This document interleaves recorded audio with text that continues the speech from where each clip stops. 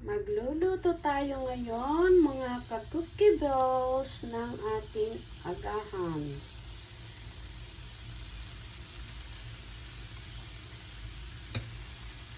Ayan ang ating lulutuin.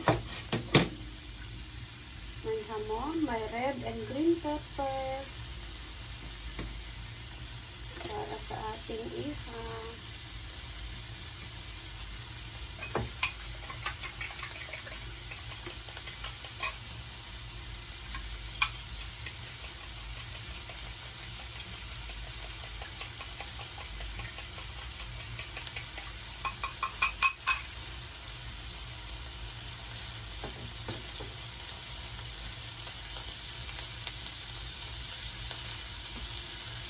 Yan, dahil ang ating mga vegetable ay hindi na kailangan lutong-luto, ang kailangan lang natin iluto ay itong ham. So, yan mga ka-cookie balls.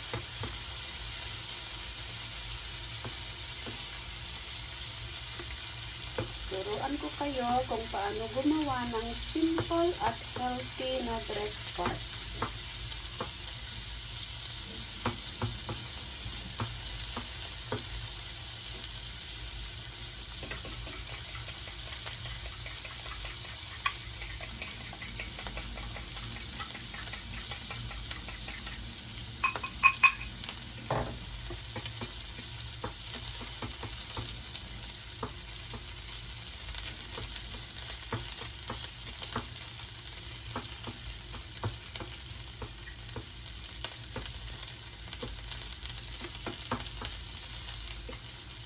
Mabilis, madali lang po ito. Kahit naman itong ating green and red pepper ay raw na kainin, okay lang. Ang kailangan lang natin talagang lutuin ay itong hamon. So now, pwede na natin maglagay ng itlog. Tapil na itlog. Ayan. At ating lagyan ng grind garlic. At black pepper. At syempre, konting asin, pangkalasa, dahil may hamon na siya, may ham na siya. We don't need to put too much of salt dahil malasa na yung ham.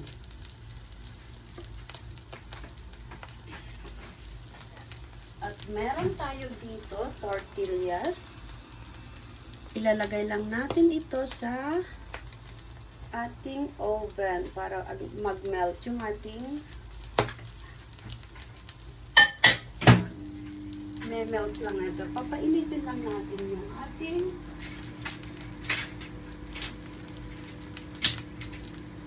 tortillas na may halong keso. So, yan po. Ayan. Balik-rin lang po natin siya ng konti. At ready na para sa ating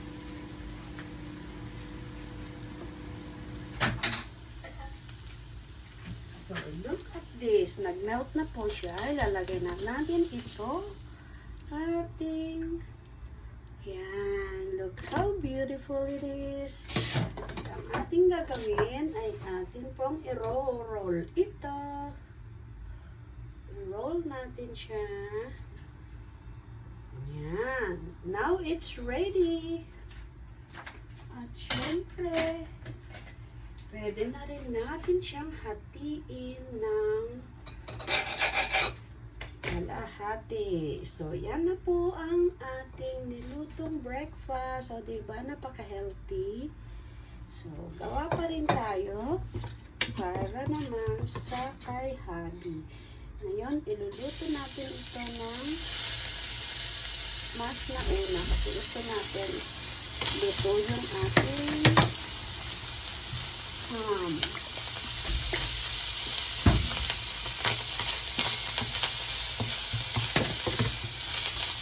Isa-isa. At ito, pwede natin lagyan ng ating vegetable.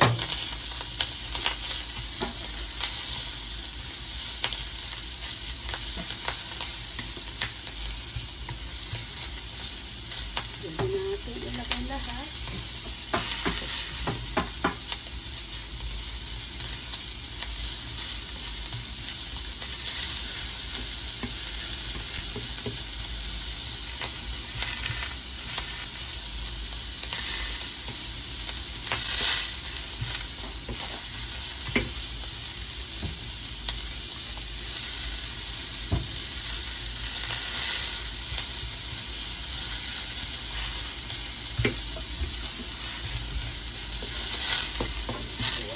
No.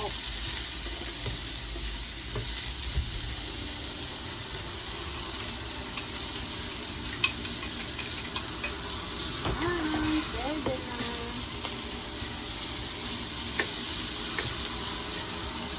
Siyempre, pwede rin natin siyang lagyan ng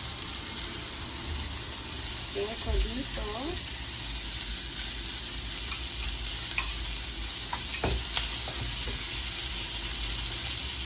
Dahil nagawa tayo ng isa pa. Meron pa tayo dito.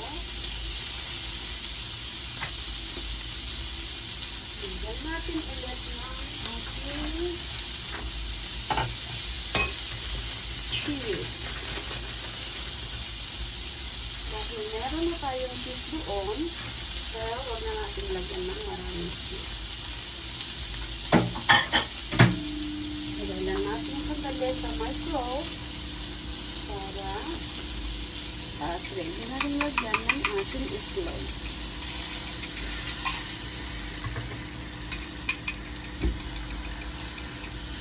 Mas malaki ito, it's okay. Gawin natin ng ganyan.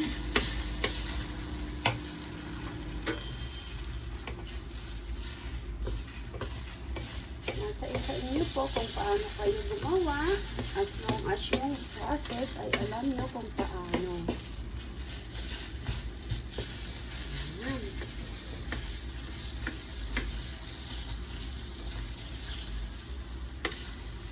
Diba? Ayan na siya. It's okay din kung mayroon siyang hindi buo-buo as long as luto ang ating mga sangkap.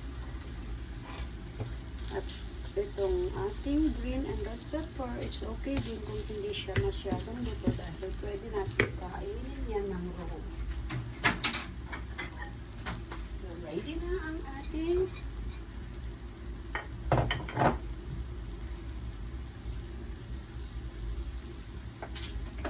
lagyan na natin ito ng pampalasa.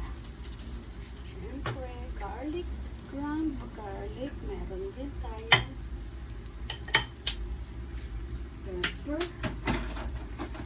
Ground pepper. Yan, ready na. Pwede na natin ilagay sa ating tortillas. There you go. Yan.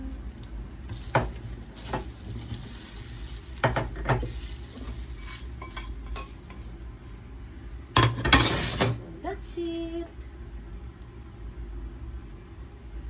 Pwede na natin itong hatiin ulit. I-roll natin siya ulit. So, ito mas makapal. Talaga lang na ginawa ko mas makapal. Ayan. Para hindi hawig doon sa ginawa natin na mas. So, that is the outcome. Yan, ang outcome ng ating breakfast.